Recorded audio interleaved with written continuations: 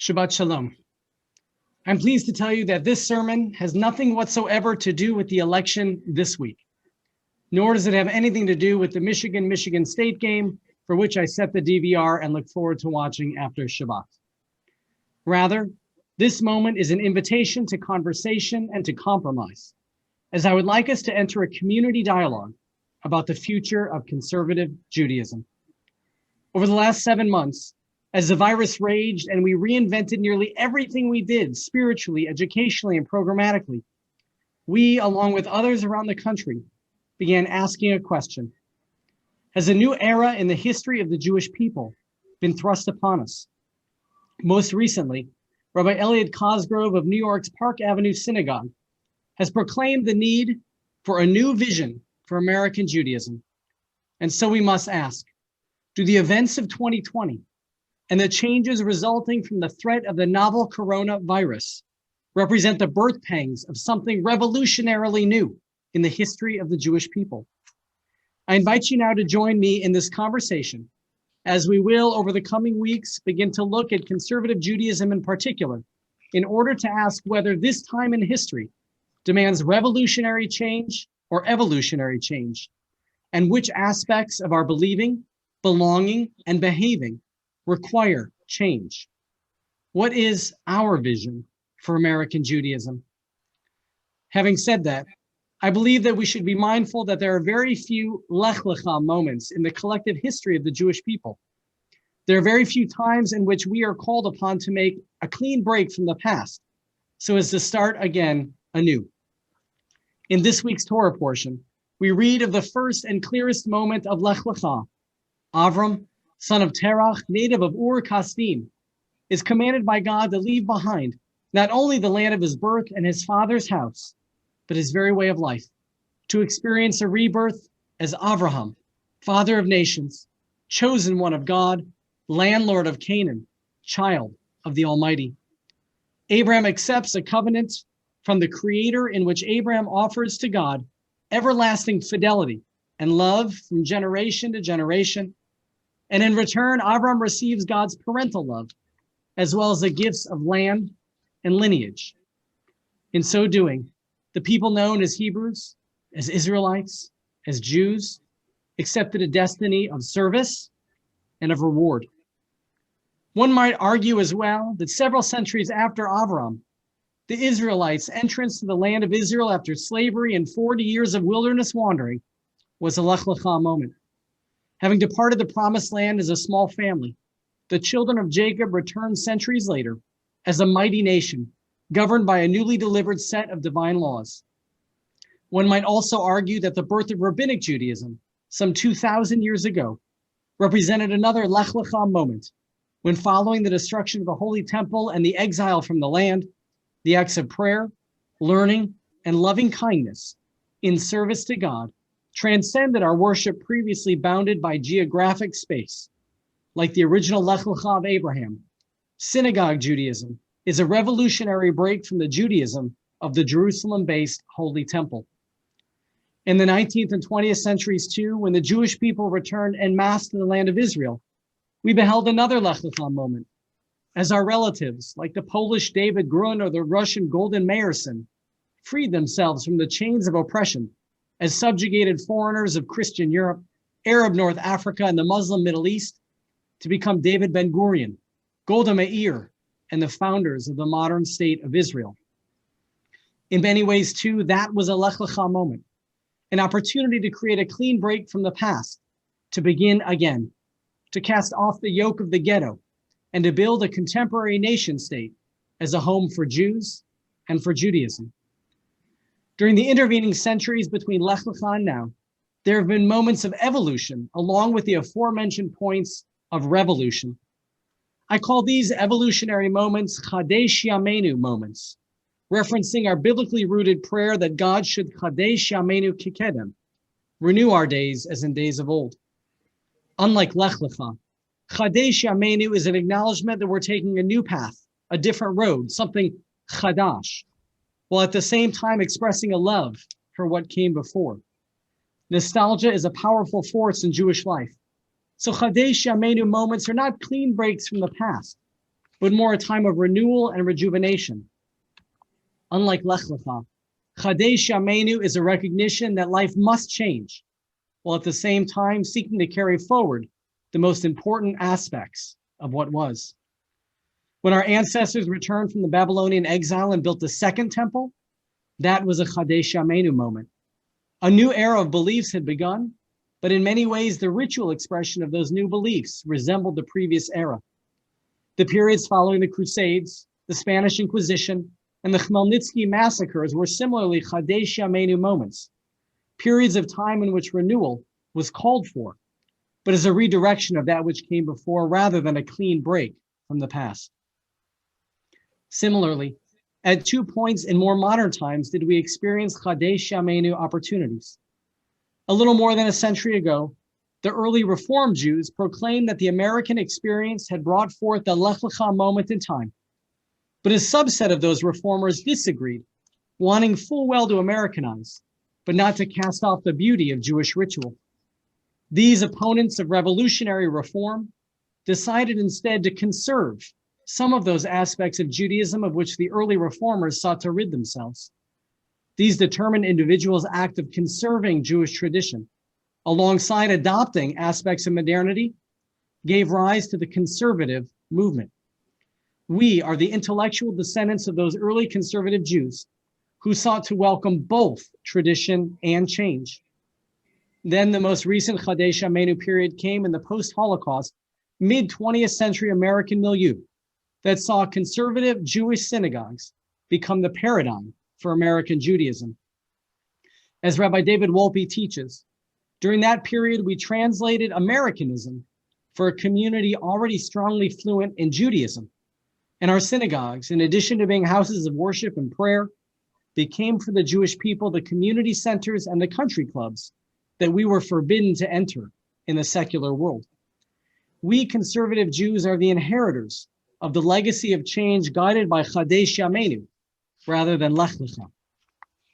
Since that period, change has been glacially slow for conservative Judaism, and especially its synagogues, though conservative Jews have changed quite dramatically. Rather than translating Americanism for those fluent in Judaism, we are now often trying to translate Judaism for those fluent in Americanism. For our community in particular, welcoming women as full partners in ritual practice took decades. And even with men and women sitting together, our liturgy resembles the liturgy of our Orthodox brothers. That, by the way, is an observation and not a criticism. Excuse me. However, the change has accelerated in recent times, and we as a community have sought to welcome that change with the awareness that not everyone likes changes. Instrumentation is now fully part of our prayer. Our dress has become more relaxed. A decade ago, we began adding the matriarchs, the imahot, to our Musaf Amida, and in the last several weeks, we decided to include the imahot every time we daven. Additionally, Zedek formed an inclusion committee, seeking to ensure that Jews of color, Jews with different abilities, LGBTQ+ Jews, and interfaith families feel more at home in our synagogue family. Proud of many of these changes, I believe that we too, like the early founders of conservative Judaism, are confronted again with the Chadesh Yameinu moment. The global pandemic that will last years and not weeks or months has slammed open the doors of technology to every aspect of our society, including religion. Whereas prior to COVID, Jewish ritual guided our use of technology, today technology guides our use of Jewish ritual. Our 3-hour Shabbat morning has become a 2-hour Shabbat morning service, requiring us to eliminate some prayers and to abbreviate others. We began recognizing the gather of 10 people virtually as a kosher minyan. We've gone from asking our members to turn off their cell phones during Shabbat to asking you to turn your digital devices on in order to join us. I'm still in my head wrestling over the halacha of permitting the use of chat features while Zooming on Shabbat and the holidays. And at the moment, I'm fighting against the trend of doing away with prayer books that would require, when we're back in the sanctuary, everyone to look at their cell phones, tablets, or laptops to follow the text on the Siddur. We're talking about placing screens in our beloved sanctuary in order to increase the connection between people praying in the sanctuary and those praying at home. Indeed, friends, like it or not, technology's place in our Judaism has expanded exponentially. Moreover, technology has fully erased the boundaries between work life and home life. Dolly Parton's wonderful song about working 9 to 5 is very much a notion of the past. Our daily minyanim have for a long time been scheduled at 7:30 a.m. and 5:30 p.m. so that working men, yes, men, could stop by the synagogue to and from the office. Today, however, we're hoping to attract to daily prayer men and women, working folks and retirees. And in many ways, we no longer have to worry about traffic patterns and commutes. In turn, our minyan numbers have doubled. Additionally, in the midst of a society much more prone to work from home, even during the daylight hours, there's hardly a difference between the work week and the weekend. Neckties are a terribly outdated fashion statement when people are zooming into services while drinking coffee in their pajamas. And should we complain so long as people are coming to services? Of course, recognizing the blessing of technology is not new to conservative Judaism. 70 years ago, our own Rabbi Morris Adler of blessed memory recognized how the technology of the automobile, with appropriate limitations, could overcome the challenges of the suburban diaspora to maintain a tight-knit Jewish community. Today, as we are driven into isolation by a virus about which we still know very little, computer technology similarly allows us to overcome the challenges of the COVID diaspora to maintain our tight-knit Jewish community. Additionally, for many, our use of technology on Shabbat, and most recently the high holidays, has created a far greater sense of intimacy between clergy and congregant. You can, for better and worse, see our faces and not be distracted by the commotion of others. You can feel our kavanah, our intentionality of prayer, and hopefully be inspired by it. Finally, technology has allowed us to welcome service participants quite literally from all over the world as they seek to enjoy the beauty of our Shaarey Zedek prayer services. Our congregational family has become international, while at the same time, in some ways, it also feels like we are competing with synagogues in other states for our members' time. And it's not just the virus and technology delineating this as a Chadesh Yameinu moment in history. Perhaps more powerfully and longer lasting, we are in the midst of a generational shift. The millennial generation, greater in number and louder in voice than all the generations currently living today, has begun to replace the baby boomers as the cultural drivers of our world, and their influence on American Jewish thought and practice cannot be dismissed. The worldview of the millennials is a sermon in and unto itself, including how this generation's perspectives on the tension between particularism and universalism, understanding of power dynamics, use of language, application of work life, measures of happiness, decategorization of gender roles and identities, and more, will shape our people and our religion in profound ways, some of which will be incredibly exciting to previous generations, and some of which will feel incredibly threatening. Millennials have made us aware of our sacred obligation to welcome Jews who previously were rejected by the Jewish community. Each Shabbat, we offer a prayer for open doors and open hearts that Rabbi Dahlin and I wrote. And that prayer is now taking root in other congregations as well. Rabbi Dahlin and I will proudly officiate gay marriage between two Jews on the Beamed Congregation Shaarey Zedek, or wherever that wedding should take place, and consider such a marriage a fully authentic expression of Jewish life. In our efforts to strengthen Jewish peoplehood, the generational shift is demanding that conservative rabbis look anew at the questions of performing intermarriage and recognizing patrilineal descent. And the modern state of Israel, once a point of unity across denominations, has in some circles become the third rail of Jewish communal discourse.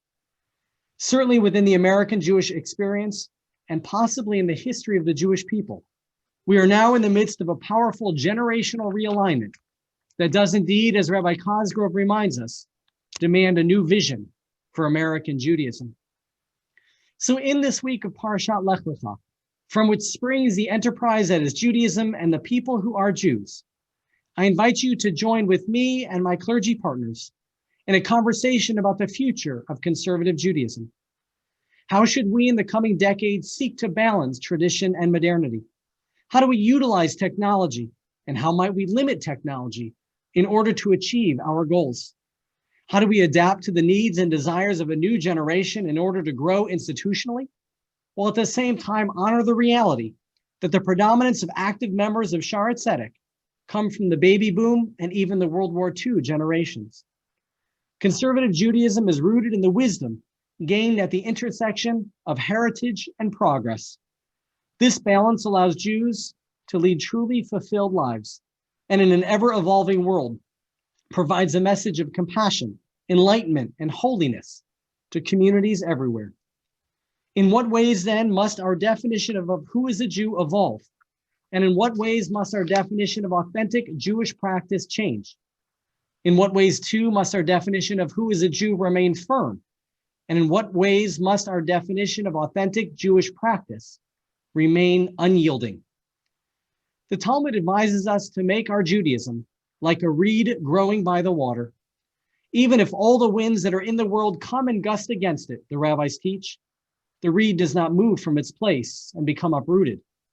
Rather, the reed bends, coming and going with the winds. And once the winds subside, the reed remains in its place because of its flexibility. I invite you to share with me your thoughts on how we must bend, when we must bend, and when, too, we must remain firmly planted. Friends, now more than at any other point in the last 75 years, we are at a Chadesh Yameinu moment in Jewish life in general, and for conservative Judaism in particular. I pray that as we journey together into these uncharted waters, that God should bless us with wisdom, with humility, with compassion, and with compromise. Then, please God, as we adapt to our new world, I pray that God should bless us the same way that God blessed Abraham in our Torah portion this week, when God said, I will make of you a great nation, and I will bless you. I will make your name great, and you shall be a blessing. I will bless those who bless you and curse those who curse you, and all the families of the earth shall bless themselves by you. May we be blessed in our sacred wrestling, and in turn, may we be a blessing to others. And let us say together, Amen and Shabbat Shalom.